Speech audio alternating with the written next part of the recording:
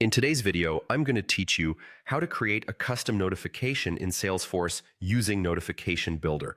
By the end, you'll have a clear, reliable way to alert users on desktop or mobile when something important happens in your org. Start by logging into Salesforce. Make sure you're in Lightning Experience since that's where Notification Builder lives. If you have multiple environments, confirm you're in the correct one so the configuration goes to the right place. Once you're in, look to the top right corner of the screen for the gear icon, often called Quick Settings. Click it, then open the Advanced Setup area. This takes you into the full Setup workspace, where all the administrative tools are available. On the left side of Setup, you'll see the Quick Find search box. This is the fastest way to jump to specific tools. Click into the box and type Notification Builder. As you type, Salesforce filters the results in real time so you don't need to navigate through menus manually. From the filtered options, click Custom Notification.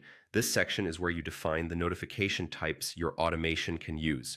Think of a custom notification as a reusable label and delivery method that other tools like Flow, Process Builder, or Apex can trigger later. Next, click New to create a notification rule.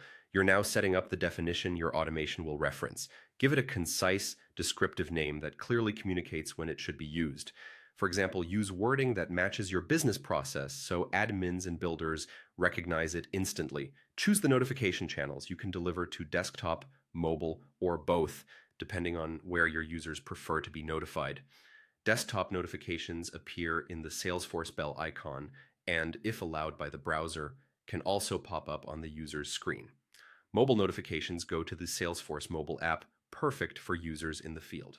Consider your audience and the urgency of the message when selecting channels. When everything looks right, click Save.